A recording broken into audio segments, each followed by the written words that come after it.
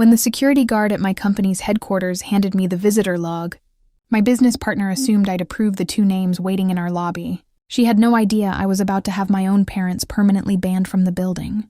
I designed, in front of the investors who just valued my architecture firm at $8 million. Just 45 minutes earlier, I'd finished the biggest presentation of my career. 23 investors had just committed to funding my sustainable housing project, the one that would put affordable, energy-efficient homes in underserved communities, the same communities where I'd grown up, the same neighborhoods my parents had abandoned me in 25 years ago. Now they sat downstairs in Italian leather chairs, holding a congratulations card they'd bought that morning, expecting me to forget everything. They thought I was still that 12-year-old girl, too afraid to make a scene.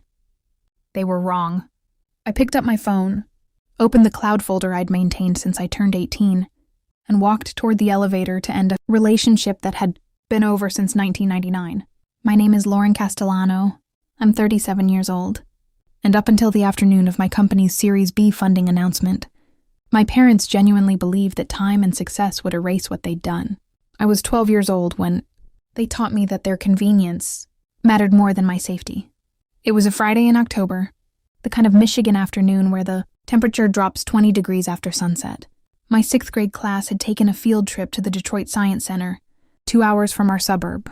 The permission slip clearly stated, "Students must be picked up by 6 p.m., no exceptions. The bus will not return to school." At 5:45, I stood with 3 other students and 2 tired teachers in the museum parking lot. One by one, the other kids were collected. Mothers apologized for traffic. A father sprinted from his car, late from work. At 6:15, I was alone with Mrs. Patterson, my science teacher, who'd already called my house 4 times. At 6:30, my father finally answered. I heard his voice through Mrs. Patterson's phone, casual and unconcerned. "Lauren's 12 now. She's old enough to take a bus. There's a city bus stop right near there, isn't there? Tell her to grow up and figure it out. We're busy." Mrs. Patterson's face went pale. "Mr. Castellano, your daughter is 12 years old. It's getting dark. The bus route from here requires 2 transfers through downtown Detroit." "Then she'll learn responsibility," my father interrupted. "My wife and I have plans tonight. Lauren needs to stop being so dependent." He hung up.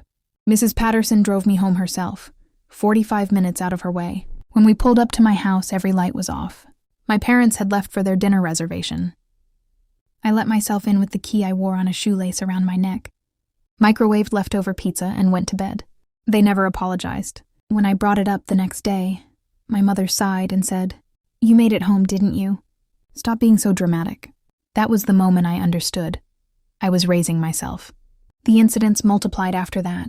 Missed parent-teacher conferences, forgotten birthdays, the time I had pneumonia at 14 and took myself to urgent care on 2 buses because they were too busy. At my father's company golf event, I started documenting everything at 15. A composition notebook at first, then a password-protected folder when I got my first laptop. Dates, times, incidents. Later, I added photos, the empty chair at my high school graduation, the voicemail from my college, advisor saying my parents never returned, calls about financial aid, the hospital bill from my appendicitis at 19 that I'd paid in installments for 3 years. I put myself through state school with scholarships, 2 jobs, and ruthless focus. I studied architecture because I wanted to build something permanent, something that couldn't abandon you. My parents attended none of it. Not my graduation, not my first gallery showing, not the ribbon cutting when my first building won a sustainability award. For 15 years, I built a life they knew nothing about. They'd call sporadically, birthdays they suddenly remembered, holidays when they felt obligated. I'd let them go to voicemail. Every message saved, timestamped, indexed. Then last month, my firm made the news. Local architect's $8 million deal to build affordable housing. My photo was in the Detroit Free Press, standing in front of the building model, 37 years old and finally building the safety I'd never had. My mother called 6 times that day. My father sent an email with the subject line, "So proud of you, sweetheart." I deleted nothing. I documented everything. Yesterday, they simply showed up. The receptionist called my office, confused. "Ms. Castellano, there are 2 people here claiming to be your parents. They don't have an appointment, but they say it's important family business." My business partner, Simone, looked up from her laptop. "Your parents? I didn't know they lived in Michigan." "They don't live anywhere that matters," I said, picking up my phone. I pulled up the security camera feed from our lobby. There they were. My mother in an expensive coat I knew she couldn't afford. My father in a suit he'd probably bought that morning, both holding a greeting card and a bottle of champagne. "I'll handle this," I said. Simone touched my arm. "Lauren, if you need backup..." I've been ready for this conversation for 25 years. I took the elevator down alone. They stood when they saw me, smiles bright and expectant. "Lauren." My mother moved forward for a hug. I stepped back. "Why are you here?" My voice was level, professional.